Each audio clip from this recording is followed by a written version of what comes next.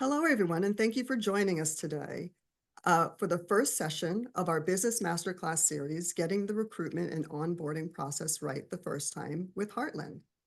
My name is Shauna Randolph, and I'm the Head of Business Development at Toughleaf. I'm here today with Cindy Durant, Director of Learning and Development, and Casey Friedrichs, Territory Manager at Heartland, one of Toughleaf's valued capacity building partners. Hello, Cindy and Casey. How are you today? We're good, ready to go. Very good. Very excited to be here. Working with Toughleaf for over 3 years, and this is it's an honor to be here. So thank you for having us, Shauna. Thank you for Thank having you. us. Yeah. Casey and I go way back, and he's done a lot of great work with the Toughleaf, the members of Toughleaf and the small firms. So I'm really excited about what he has to share today. And Cindy is very knowledgeable as well. So I really believe that we're in for an HR treat. So a little bit about Heartland. Heartland is a leading HR and payroll solutions provider that helps businesses handle all their important HR tasks from recruitment to retirement. The hiring and onboarding process has come a long way in recent years, keeping pay transparency laws in mind when posting job opportunity and ensuring proper employee record keeping are all things that to stay compliant are all just a couple of critical factors businesses of all sizes and industries should understand. Firms like yours are moving away from traditional practices of using paper and spreadsheets for their HR and payroll practices towards more automated and efficient workflows. So today we're going to explore how to embrace this new way of working, detail how your company can leverage technology to scale, and provide a formula for using platforms to keep pace with constant state of transformation. As with all our webinars, we'll have a live Q&A so you can get advice tailored to your needs. And feel free in the meantime to add your questions to the chat as we go along, and we'll collect them for the end. This webinar will be recorded and emailed to everyone who registered in about a week. So let's move to the next slide. And hold on. Here we go. So before we get started, a little bit about Toughleaf. At Toughleaf, we connect certified firms like women-owned businesses, minority-owned businesses, and others with general contractors, developers, and owners to achieve their project participation goals and requirements. As a mission-driven company, we aim to provide opportunities to diverse firms at no cost and support them by providing a trusted group of capacity building services so they can grow and scale their business. So the next slide. Okay, so how do you get the most out of working with Toughleaf? First, if you haven't already, please visit our website, toughleaf.com, sign in, and verify your profile on our platform. That way we can be sure to send you relevant opportunities in your area absolutely free. We also offer the ability to download capability statements based on your profile, just to make your life even easier. Keep an eye out for us. We'll reach out to you via email and phone about projects that match your capabilities. You can also sign into our platform and find some of the jobs we're currently working on. Stay in the loop, follow the educational content on our blog, and connect with our capacity building partners like Heartland by visiting toughleaf.com//partners. And of course, you can always follow us on LinkedIn. Please do. Now, let's make sure we're all on mute. We have our coffee and tea ready, and we're ready to take notes. I'm excited to hand it over to Cindy and Casey. Cindy and Casey, take it away. Awesome. Well, I'll kick it off here just to, as obviously Shauna did a great job of already introducing us. But again, my name's Casey Fredericks. I'm a territory manager here at Heartland, and specifically outside of being a territory manager here at Heartland, I've worked specifically with Shauna, Wassam, and the team with Toughleaf for almost going on 3 years now, since almost their inception, and we remain one of their biggest and most prominent capacity building partners. And today it's our opportunity to give back to you guys and represent the Toughleaf brand. Alongside me is Cindy Durant. Cindy Durant is our director that oversees learning and development here at Heartland. So she's really the brains behind all of this and the operations here. So Cindy, the floor is yours. Go ahead and kick us off. Thank you. Thank you, Casey, and thank you, Shauna, and thank you all for being here today. I will share with you that this is my passion project. I never believed that my career would take me here, but I love it. And hopefully today we can bring you some information that you find valuable. Shauna, that was a great intro to what we do here. Let's just putting out the reminder, this is the first in a series. So this is going to be the highest level overview, and we'll get started. So what brings us here today? From the moment you shifted from acting as a business owner to becoming an employer, your business became a bit more complex. You want to keep that in mind.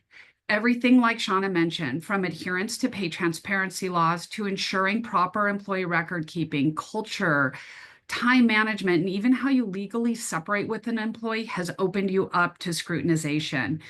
In many states, because of the Secure Act, even with the smallest employer, you must provide an employer-sponsored retirement option. What you write, what you say, how you act, and what you offer and don't offer your employees, it's all subject to litigation. Compliance matters, and the more you understand your role as an employer, the better your business will run. So again, reiterating a little bit about what Shauna said, in recent years, payroll, we used to call it payroll, and it has become so much more. We have moved away from the outdated practice of keeping employees' pay in one department and then managing them separately. And now it's become part of the same engine, and this engine is driven by something called compliance. From the federal law down to local level, what we now call human capital management is driven by regulations, mandates, and laws. Having a business is one thing, being an employer is truly another. And in many cases, you put it all on the table to operate your own business. We want you to do what you can to protect it. So as I mentioned earlier, this presentation is the first in a series that is designed to help you navigate this journey that takes you from being a business owner to being an employer.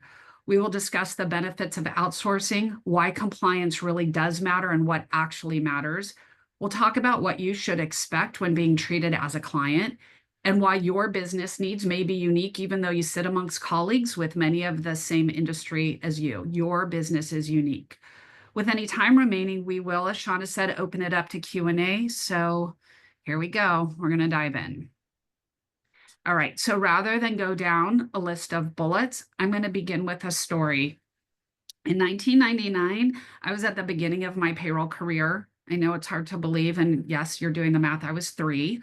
I received a note to meet with a client, and it was a research lab. So where I live, which is San Diego, California, most of my labs are either the big labs or they're university run. I believe this lab did cancer research. It was an independent lab. And here's what happened.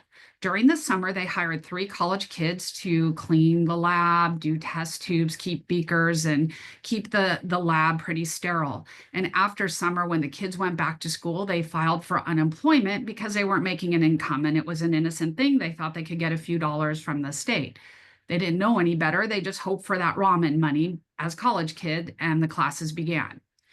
In most cases, that claim would have been denied because they left voluntarily, even though it was for college. It was a voluntary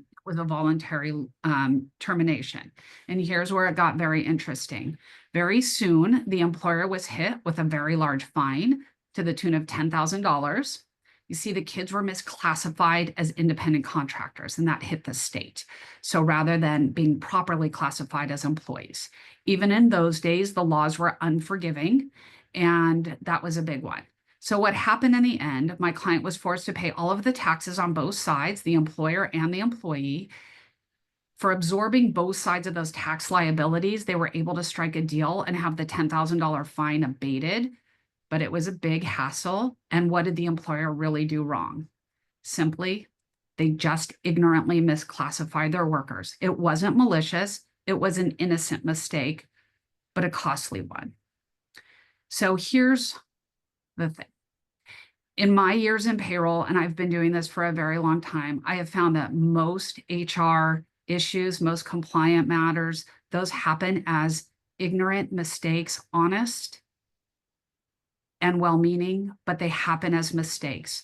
I firmly believe that most employers want to be good employers. After all, they've given up everything to live a dream, and I'm convinced that the majority don't want to risk it on something that can be avoided. It's just complex. Federal, state, and local laws change often, and it's nearly impossible to keep up. And why I say size matters is because of this. So there are laws that apply to larger employers that are a little bit different than they are to smaller employers, but there are some that apply to all. And the fun part is the changes happen rapidly. They're not always socialized well. The government makes decisions that aren't convenient. They don't always start at the beginning of a year, or even at the beginning of a quarter. Pandemic era laws alone were impossible to keep up with daily. They changed from the moment I woke up at 9 in the morning or started work till noon after the government made another change. And it could happen again. I sure hope it doesn't, but it very well could, and I can just assume that it will. So many of you are in the construction business, and you very well know location is everything. In our world, laws change, believe it or not, based on zip codes. I live in California, as I mentioned earlier, and I believe we have 30 minimum wage rates. Where I live, you may cross the street to a different zip code, and that may be a different rate. It's literally that plain, that simple, and at the same time, it's that complicated. Finally, it's important to consider what will happen when. It will happen. Something will come up that you didn't expect. It comes up for me, and I've been doing this for a very, very long time. Employers need to be informed and armed, and keeping up with regulations is tough. Maintaining compliance is difficult, and that alone is why you should consider outsourcing.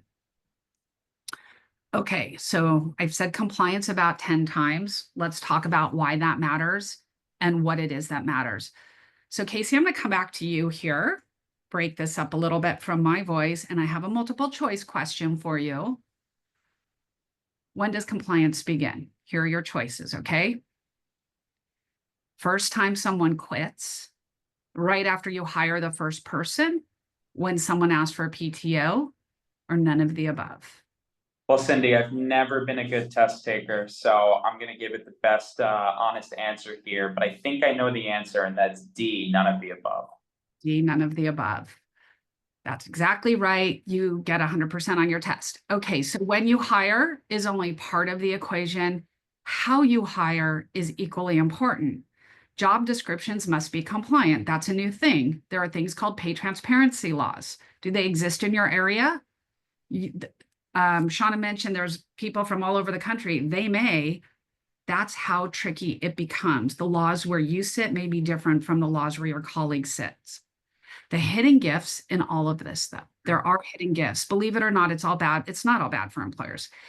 There's a little program called Work Opportunity Tax Credits. We call it WOTC. So if you hear about WOTC, this is a little gift for you. And there are few gifts when it comes to employment law. Take this one. Casey, why don't you walk through what WOTC is all about? Absolutely, and especially dealing with Tough Leaf members for the last 3 years, this is probably one of the coolest programs that we offer here at Heartland, and it's been impacting Tough Leaf members in diverse firms across the nation. So what is WOTC? The Work Opportunity Tax Credit. This is a tax credit that significantly impacts diverse firm owners and more or less construction-based businesses and service-based businesses. Studies show that diverse firm owners hire diverse staff.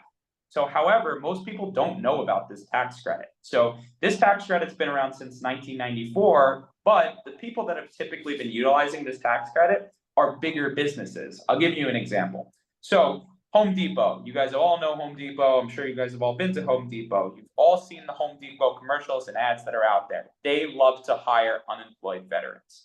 Yes, they do. It's a great program. It's a great offering that they love to hire and staff unemployed veterans. But the kicker, and as Cindy says, a gift, is Home Depot is maximizing dollar for dollar, $9,600 per year every single time that they hire an unemployed veteran. Yes, I said that right, $9,600. So if you think about this, Home Depot as a corporation is maximizing millions of dollars annually on this tax credit by the workforce that they hire. So what Heartland does is we have this built into our onboarding process, right? So we screen, we're giving the same exact program that Home Depot offers, but for the small business owner. So what is this, right? How do I get it? Is it just unemployed veterans? No, there are more. So unemployed veterans, disability, any type, unemployed workers. Think about in construction per project, how many workers that you employ that, maybe come on a job and then go off a job. As long as they've been unemployed for at minimum 27 weeks throughout the course of the year, they are eligible for a tax credit. Think about this. Think about laborers, think about the people that they live with. So whether they're an employee or whether it's them or someone in their household are getting some sort of government assistance, i.e. TNAF, SSI, a SNAP benefit. Again, it doesn't have to be them, but it could be someone in their household that is getting this that makes you, the employer, eligible for a tax credit. Low income area residings. There's known as empowerment zones. They are all over the place. And obviously a lot of these people here, there could be areas of Manhattan, there could be areas of New York, it could be all over the country. They have these empowerment zones where, people reside. It's not a bad thing. It's just, again, eligible. It's a gift for you. They live there, you're getting money. And lastly is ex-felons. So again, these are employees that face employment barriers. These aren't bad hires at all by any means, but typically what you find with laborers, intensive workers that are in the field, blue collar, service-based businesses, we find that 1 in 3 people that work for these industries that are on this call today will be eligible to some degree of the work opportunity tax credit. So our job here is to make sure that you guys are taking advantage of all employer-based tax credits to help you offset some of your taxable income at the end of the year. Yeah, thanks, Casey. And that's a great explanation. And there are other small business tax credits as well. So people aren't going to jump out of the woodwork to share those with you, really. So it really is important to be educated, and that's why we're here today. So thank you for the education on WOTC. That's a big one, I know. And now, as you can see on my screen, we talked a little bit about hiring. Again, this is just a high-level overview. So let's move on to payroll. Everybody thinks they know what payroll is, right? It's just about paying people to do the job that you hire them to do. And it really should be that simple. I would think it is, but it really isn't. Everything you do as an employer is dictated by the government. That's all. If you take away nothing today, take away that you are working in a regulated world. Compliance matters. How you pay, how you classify those workers. Remember my story. Are they independent contractors? Are they employees? And how do you know? What if you wanted to switch your frequencies from paying your employees, let's say weekly, to paying them monthly? Is that okay? Depends. Depends where you are. It depends what the laws are. It depends what the laws are where you are. Location, location, location. How often you pay them, how you pay them. Some of them are not even universal. Some of them are industry specific. It just keeps everything more complicated. Here's another question. What if funds were a little tight, and since you knew you were getting a big check from a completed project on Friday, payday, you asked your employees to hold off through the weekend and they agreed? That should be okay, right? It isn't.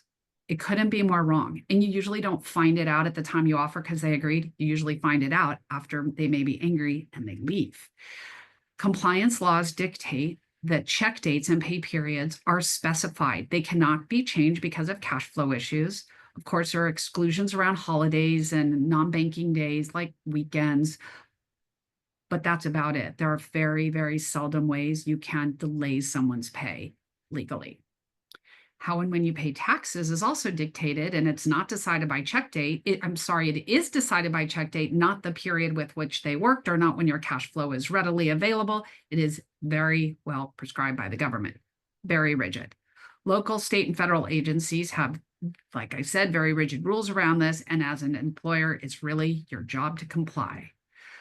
All right, so we're moving through, if you can tell, I didn't spell it out, but this is sort of the life cycle of the employee. You hire them, payroll. Let's talk about time and attendance, okay? So time and attendance is just a bell and whistle, right? It's a nice thing to have.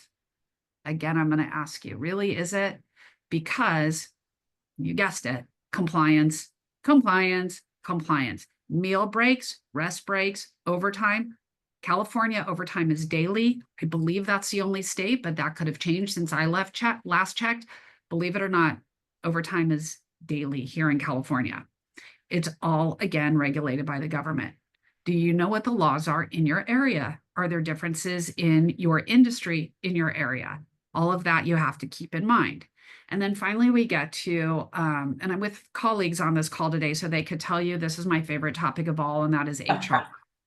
Yes, HR it is. HR. It is, yes, because I share information all the time. So there's compliance and there's HR, and HR is like compliance on steroids, essentially, is how you want to think about it. Behind everything, there is a worker. If there is a worker, you are subjecting yourself to HR laws. How you classify that worker, how you post that job description, how you terminate them.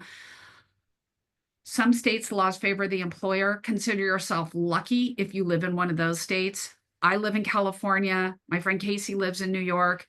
These are not employer-friendly states. These very much favor the employee. Even those of you that are in employer-friendly states, it doesn't give permission to test the law there. There are federal laws that have become very, very strict over the years, and you need to keep in mind. So even in an employer-favored state, you've still got the federal government to comply with. I'm going to wrap this up here and bring us back to the top, and we will keep reiterating this throughout the series ahead. Having a business is one thing, being an employer is truly another. In many cases, I would say most cases, I was a small business owner. At one time, I had a bookkeeping business. You put it all on the line for that. And I was with you. I know what it's like. And I know that your clients come before you do, and your clients come before your families quite often, because you have to keep them happy to keep that business going. And do you want to risk it? I know that I wouldn't, because there are, let's just say, services in place to help you avoid the complexities that could bring you down and that could bring you into a lawsuit that you didn't anticipate. Yeah, and Cindy, just to chime in real quick, and it's just because it's just so important that you guys are all trade experts, right? That makes you guys an expert in your industry. Your job is to go out and run your business because that, and focus on what you know. There are companies out there that this is what we know, and it's our job. You know, a lot of people come to us and they ask all these different questions, but my job, Cindy's job, any payroll job, is to protect the employer, not the employee. And that's where we're here. And I'm really glad you said that, because as I shared with you, I've been doing this a long time. And when I got into this business, I had a friend that was doing this. And honestly, I was at dinner at her house one night, and she was talking about what she did for small business employers. And I honestly was hanging on her every syllable, and I wanted a part of that. That was in May of 1998, and I've never regretted it. And when I think about what brings us back here, it's always that. It's the small business employer, and how we can do things that help you. So I'm going to bring up one more slide here as we move on. And I'm going to ask you this question, because what I really want you to do is I want you to think about this. If I came to you and I asked you how much it would cost to add an office onto my home. I want a home office. Please tell me how much that would cost. I'm going to guess that before you answer that, you're going to have a few questions for me, right? You're going to want to know how big I want it. You're going to want to know if I want it attached. Do I want it unattached? Is electricity already running there? Do I have a design in mind? What kind of floor do I like? I'll share that with you. I like pecan, but we'll just leave it at that for now. And I'm sure your list is going to be a bit more expensive. For you to provide me with a cost, you would need to do a discovery. Maybe you're going to want to walk my site. You're going to want to see what my yard looks like. Maybe you'll have the suggestion that it's better to do unattached than attached. Maybe I could get more space. You're going to ask me what I want to have, and you're going to tell me what I need to have in order for this project to come together. In reality, we aren't here to talk about my home office. We're here to talk about your business. And we do the same kind of discovery. So it brings us really back to the same point as small business owners, or as people that are here to support you in the professional work that you do. In this space, your expectations of any professional offering in this world of payroll and HCM should be that they speak with you with that same level that just we went through if you were to build me a home office. So I'm going to encourage you to ditch any conversation that does not offer you a thorough consultation. If you're tempted to go online and enter how many employees you have and receive an instant quote, you can rest assured that somewhere down the line, you will wish you hadn't signed that paperwork. Though the foundations of these conversations will always begin with how many, as in how many employees you have, and how often, how do you pay them? How often do you want to pay them? Is it biweekly, weekly, monthly? The next is where the rubber is going to meet the road, and that is how complex is your business. I'm going to turn this back to Casey for one final part of this conversation before we wrap this up. And Casey, you do this quite a bit, and you do it for different industries as well. How do you start the conversation when you're trying to learn about a business owner to build a solution for them? It's such a good question, and I think that's really what make or break. Again, when you started the conversation, it's not just payroll. People think payroll is just the commoditized element of the process. There's so much more that meets the eye here, and it's why you all joined today. So when you sit down with myself or any Heartland representative, you're really getting a consultative approach here, and really we're going through a complex needs analysis. I need to understand how you are currently handling your tax compliance with both the federal, the state, the local levels, what your current process is for hiring. Tell me about it. I want to know what you're doing. I want to know how you're doing it. How are you moving your employee through the life cycle from recruitment to retirement? That is huge. That's more than just, are you taking advantage of all the employee-based tax credits? There are more than just WOTC that are out there. Are they being onboarded properly? Are they making sure that they're filing and are you filling out your I-9s? Are you keeping your I-9s and W-4s together in a filing cabinet? Because if you are, that's a big problem, making sure that those are separated. Creating an employee handbook. People love to say, oh, well, I don't need HR. It never happens to me. It is the classic battle of, oh, really? Well, you guys are all in construction, right? So you go out and make sure that you have insurance or workers' compensation if someone gets hurt on the job, right?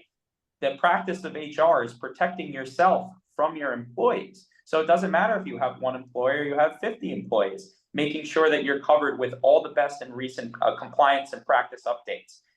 When's the last time you updated it? Did you update it post the pandemic? Because there's been hundreds, if not thousands, of changes that have been changed. We all know and live this. Do you have an current accounting software? What's that look like? What's your accounting software? Do you want it integrated into payroll? Do you want to be able to chart your accounts back and forth? How does that look like? And as Cindy mentioned earlier, there are major state mandates out there right now. One specifically is the Secure Act, and making sure that if you're a business, especially in the 5 boroughs, if you're over 5 employees, you have to offer a retirement account. Making sure that's set up, what the deductions look like, and how that's being tracked. And lastly is insurance, right? Making sure that we are putting you on a proper pay-as-you-go workers' compensation plan. So what this is, most people don't even realize this, is that they pay their premiums up front annually instead of paying it per pay period. You guys are all in some degree of trade, so you know that you have to go through that nasty, uncomfortable audit at the end of every year. What we can do to help alleviate that audit is have it done on a per pay period basis, which makes it done on an actual versus an estimation. And it also, guys, saves you big time with cash flow. So you don't have to write that big check up front. And those are just a few things that we cover through our analysis, but those are the most important ones. I'm just going to go off plan a little bit because you reminded me about something, Casey, and that is when we talk about handbooks and HR. So I had a client that had one employee, and that employee went to sue the employer for some commissions and wages and things like that. And by accident, it was when we had one of our system changeovers, and I accidentally signed them up for HR unintentionally because they only had one employee. So I actually made the mistake of assuming they didn't need it. And because I accidentally did this, that employer actually prevailed in court because they had the HR support. So that there was one employee, and I remember them. I remember the gal. So yeah, I'm really glad you brought that up. So, and I just want to wrap this up here. It's going to be where we started. It's going to be what we echoed throughout. Having a business is one thing, and being an employer is completely different. You put it on the table to operate your business and live your dream and do whatever you have to do to protect it. Oh, wow. We've made it to the Q&A, and we have some really good questions. So we're going to try to, as usual, for those of us who've been on a Tough Leaf webinar in the past, we're going to do a combination of written questions and have some people come on screen. So let's start with having someone come on the screen. Mary Piven has a question about classification of employees. Mary, could you come on? Yes, hi, everybody. Thank you for this webinar. Hi, Casey. Nice to meet you again. Yes, I didn't see you for 2 years already, right? I know. It's so good to see you. Yeah, good to see you too.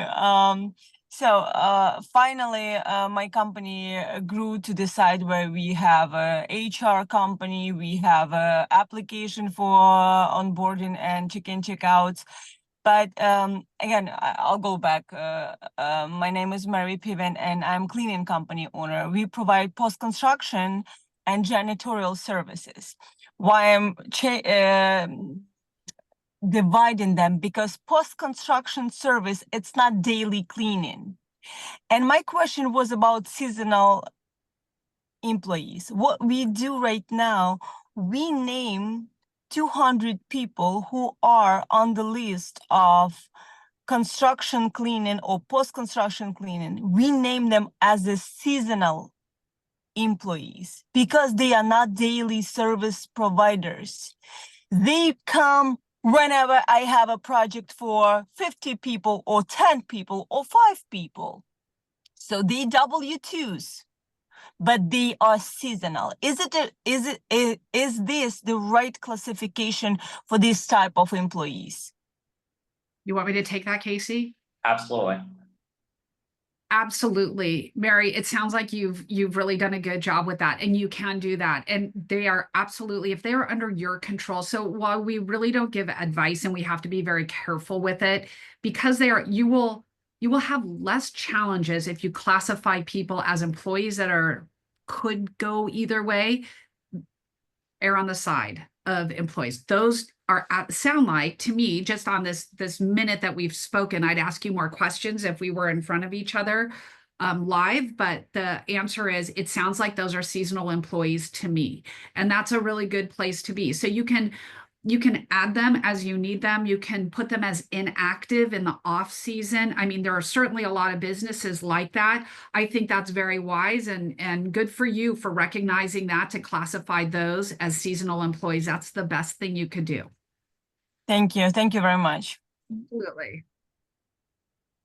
Great. So the second question is from, it's a two-parter. And it has to do with updating the employee handbook. So Paula Flushing Iron asked, how often do you have to update your employee handbook? And we had another question about how difficult is it to update the employee handbook? Cindy, I can take that one. I So love that question.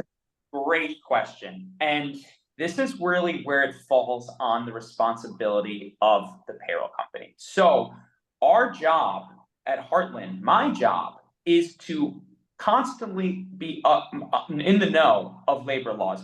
Our HR platform will let you know per state, whatever it is. Typically, states will change their HR policies anywhere between 5 and 15 times a year. So it's really to the discretion of the payroll company to keep you informed that whenever there is a change, you're in the know about it, right? At which point, so our HR platform will let you know whenever there is a new compliance or HR update in your area. So you'll be in the know right away. And then with our platform, you'll be able to simply add those policies in and push it out to your employees so that they can then re-sign off on it right then and there, so that they are then in compliance. So it's not a black or white question whether you should be doing it once a year, twice a year, 5 times a year. It's really when those policies come out, that's when you should be updating it, and we'll advise and say, hey, policy X is out, let's update it. and it could be done in as fast as literally a couple minutes. It's a click, really. And Yep. you know, I'm just going to expand on that a little bit, Casey. The question very specifically was how often, and I will tell you the answer. Most things in HR is always it depends. How often isn't the question. When the law change and that law affects your business, you need to be aware of it. And how do you know? I don't know. I really don't. Like, if you don't have a resource that is going to push laws out towards you, they may push laws that aren't relevant. That could be a dress code policy change in the federal government. You know, when I started, I had to wear a skirt, and women, you're going to cringe here. I used to have to wear stockings to work and a skirt every day. And the law changed and said that they can't make us do that anymore. Thank God. And, but you may not have a dress policy, in which case you don't have to accept a new policy in your handbook and you won't have to update it. But what I said about pandemic era policies and laws is the truth. I would wake up, I watch the news every morning, but while I drink my first cup of coffee at about 5 or 5:30, and I'd be hearing about a law, I'd log into work, and by noon that law had already been changed, sometimes even twice. Sometimes it happens like that. The answer is going to more often than not for almost anything in HR be it depends. It depends on the size of your business. It depends on the location of your business. It depends on whether it's a federal or a state law. It depends. It depends. Those are impossible questions to answer, which is, again, why it's important to have experts to help you. Great. We have Tiffany Thomas who has a question. Hi, Tiffany. Hi, how are you? My question is, I have a IT staffing firm, and we are based in DC. We also have an office in Maryland. My question is, our employees are 1099. We don't have any W-2s. So we're not responsible for taxes or insurance. Do we still have to be concerned about hitting a peak of a number of employees in order to address things like life insurance and stuff like that, even though they are 1099?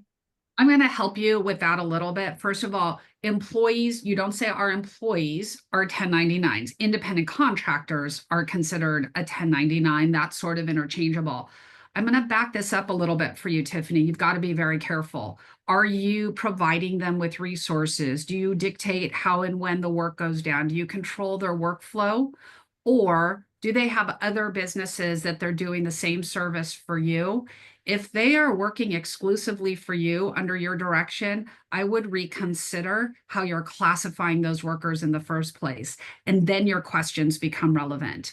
Right now, I would question, I don't know enough. I'm not saying you're not doing it right. I would just look at how you're classifying them and make sure. There are some instances now where even workers' comp is requiring independent contractors to be considered on their insurance. So again, industry specific. I had a dance studio. It was for like to be fair, it was really like Dance Moms, and they had a dance studio, and they required their dance instructors who were truly independent contractors to be covered in workers' comp. So the laws are squishy. I mean, they're not super solid, but they really will come down on it being in their favor at cases like that. So what I would recommend is maybe scheduling some time with Casey and having a better conversation of a thorough discovery to start with, whether those employees are classified correctly, or I should say, whether your workers are classified correctly, and then you can find out what you're subject to. In fact, some of those state mandates in California, Casey said in his area, it's 5. California, it's down to 1 employee. You have to have a state mandate. You have to have an employer-sponsored retirement plan. So that's how I would start. Thank you. You're Great welcome. question. We have a question from Yulia. I know I didn't prompt you, but would you be open to asking your question, Yulia? Sure. Good afternoon, everybody, and thank you so much. It's a wonderful presentation. I own a custom window treatment company. We furnish and install all type of interior window treatments for different markets, and one of our market is public market. So we work on prevailing wage projects, and you know, the main point for us right now is to make sure we pay the, you know, the rate according to the county.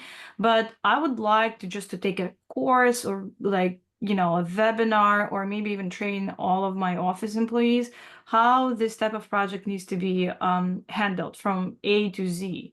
Like what needs to be in consideration besides just a wage, because I've recently learned there's special codes for a special, like according to the contract, and contract supposed to give that code, so we know the exact rate and classification, and not every time it's there. So is it on us to request that from the contractor, like contract, you know, the procurement, for example? So like just a general online resource if they're there, or who should we ask questions when the questions are arise on our side? Thank Yeah, you. Yulia, great question, and it's good to see you again. I saw you at the NAWIC event, and it was good to see you on that panel. It was very empowering. So, yeah, this is something that I'd love to chat with you, obviously more in depth offline about. But I have a lot of companies, especially Tough Leaf members, that in particular that set up prevailing wages, certified payrolls, also have job costing. Yeah, it is a feature that we do have available. We do it very well, and we can help you, you know, navigate some of those challenges that, you know, you're experiencing. Trust me, you're not alone, especially newer businesses that are, you know, getting involved with, you know, contract work, especially with government or, you know, whoever, that are requiring advanced rates and wages to be paid per employee, where, you know, you might have employee X that is set up on wage X, Y, and Z, and they have to be set up properly. And so we can absolutely help you set that up. Okay, so that would be like, it doesn't mean like each employee needs to be like, for example, one employee will only do the prevailing wage. It depends on the projects, right? And we will be Correct. able to make it. Yeah, some employees might be union, some might not be, right? It's all based on, you know, per employee and, you know, per contract. Okay. Okay. Thank you, Casey. Of I would course. love to talk to you on, you know, on outside of the webinar. Thank you. Awesome. Okay, we have another question. I haven't prompted, but you know, Carl Sannon, you had some questions about Heartland. Did you want to come on? And I can ask it as well. Feel free if you weren't expecting to be called on live. Come on, Carl.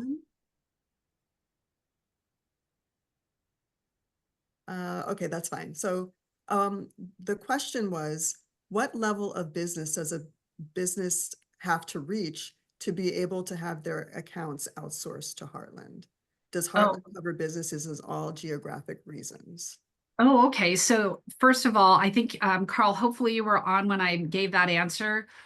You have an employee, we're here to help you. One employee, that's pretty low, but as soon as you have an employee, I should say, as soon as you're thinking about hiring an employee. So we're here to help you. You don't have to be of a certain size. And yes, we cover all geographical regions within the 50 states. Yeah, and just even to chime on that even further, say you don't have an employee, but you're looking to hire, you can even leverage us before you even engage with setting up a payroll service. You can utilize our applicant tracking service, which gives you an amazing tool to cast a very wide net to attract and retain top talent in your area. So you don't even have to have one employee yet.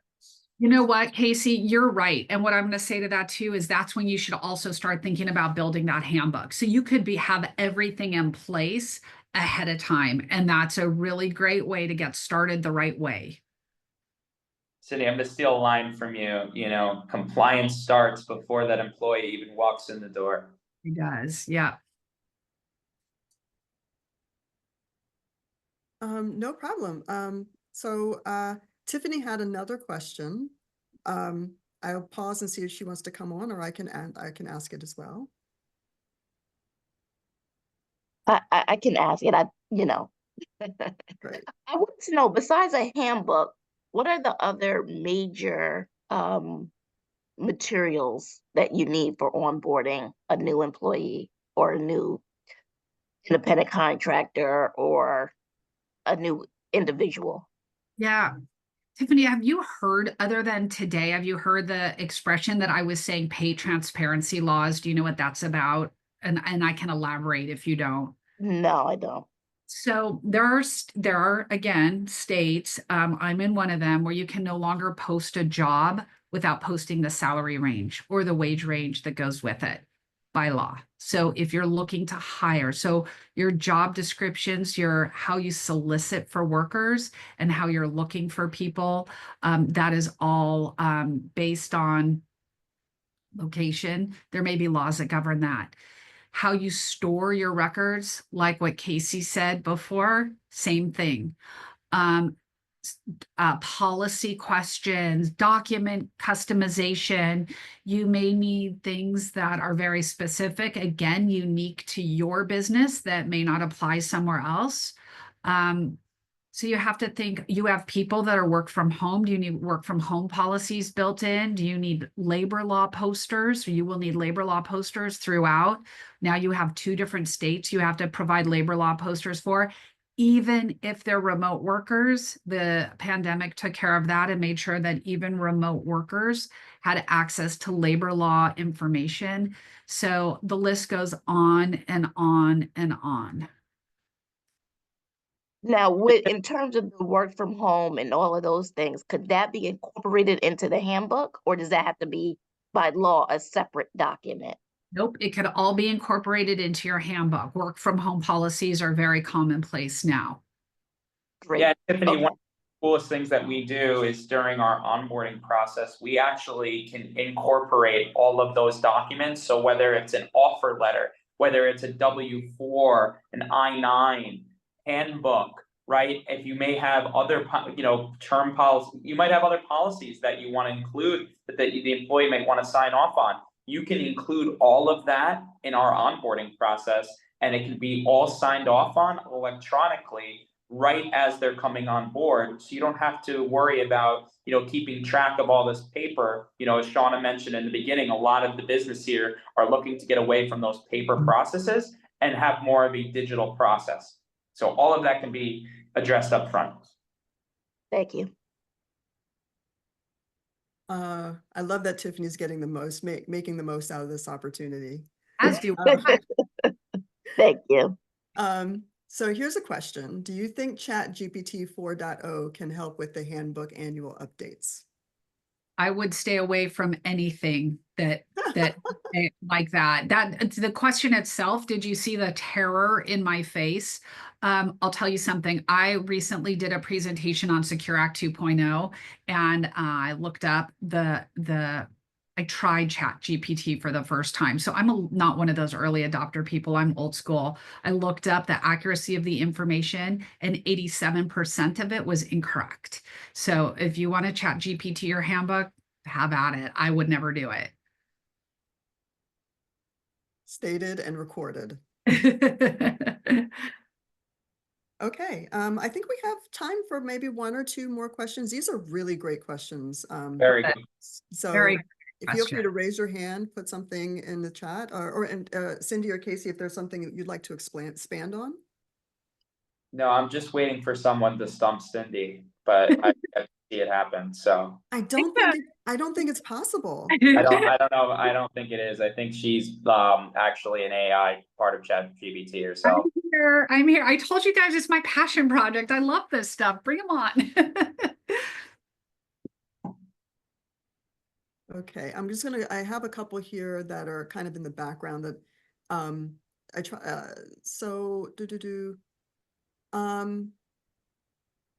can we expand a little bit more? I don't know if I missed this, but there's 2 questions. How do I get notified with ever-changing state and federal labor laws? And then how do I stay in compliance with federal, state, and local taxes? So Oh my seems gosh. like how to, keeping up to date with that.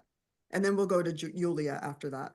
Okay, let's go back to talking. A lot of this comes down to handbooks and labor law posters. So you do want to have an HR solution program behind you. Of course, I can't help for the fact that I work for Heartland. So I will tell you, you want us behind you. The reality is with our handbook service, it is easy. The demonstration, you can get a demo on this, you click. So what you would do is anytime a policy changes at the state, the federal, and some localities, the local level, those laws change, a policy will show up in your inbox. You look at that policy. Like I said earlier, it may not affect you. There's a lot about maybe religious dress right now, and maybe that's not an issue for you because you don't care what people wear to work. You don't even have to accept it, and your handbook is still compliant whether you take that policy or not. It may not apply to you. There may be other policies that you better well accept. It could be an FMLA, Family Medical Leave Act policy. That's federal. It's a biggie. You're going to want to accept that policy. But you have the option. At the end of the day, this is your business. We can help you stay compliant. You accept it. When tax things change, our system updates. So again, you want to make sure that's automated into payroll and pardon me, taxes. Do things change at other times? Federal unemployment is one of those wonky ones. You get a notice and it says, because of this, that, and that, the federal unemployment tax reduction in your area has changed. So we will need to collect an extra 0.2%. So things like that may happen. And it's not always favorable, but it's favorable to know that it's changing and you will remain compliant, even if you don't like the fact that it's a tax increase. That's just the way it goes, unfortunately. But it's more important to be compliant than to worry about 1/8% or something like that. Okay, actually, there was a question that Jerry Eaton had asked in the chat that I missed. So I'm just going to take a pause and see if Jerry would like to come on and ask the question. Hi, this is great information, so thank you for doing this and inviting the experts. I hire a number of part-time employees, and I was listening to you state that retirement plans are I'm sorry, Shauna. required. Wait, Jerry, can you try it one more time? Yeah, I hire part-time employees, Mhm. and I wanted to know if I have over 5 employees, a mixture of part-time and full-time, would I have to provide the part-time employees with retirement plans? And also, what are some of the differences on requirements or needs for full-time versus part-time employees? So here's what you're going to want to do. You're going to need to partner with someone in the 401k space that knows. So we don't sell 401k plans. We help connect you and we help make sure those are compliant with our partners in that space. It depends on where you live. It depends on what part-time looks like. Some people call part-time anything under 40 hours a week. In the world of ACA, Affordable Care Act, it's 30 hours a week. I am so sorry to be non-definite about this answer, but it's because of the whole concoction of this world that we're in. They are non-definite answers because there are too many parameters that come into play. So again, my absolute best advice would be to sit down with Casey, who partners with people that are the 401k experts that do offer the Secure Act legitimate plans, and together you guys can come up with a solution if it is required in your area for your employees that work that many hours. All right, thank you. I wish I could be more black and white for you, but this is exactly why we're on this call today. So that actually brings us to the end. The Tough Leaf community, as usual, did not disappoint. You came with your thinking caps on and really asking good questions. So thank you so much for joining. If you'd like to chat more with Casey, you can find out, you can go to toughleaf.com. His information is on the screen here. My assistant is going to copy and paste the link into the chat here for everyone as well. And, please do reach out. These are really important concepts and ideas, and Heartland here and Casey is someone I trust immensely to help guide you and find the right questions. So, also, just remember, this is the end, but remember, if you're a certified diverse firm, claim your profile on toughleaf.com so we can provide you with relevant targeted opportunities that match your profile.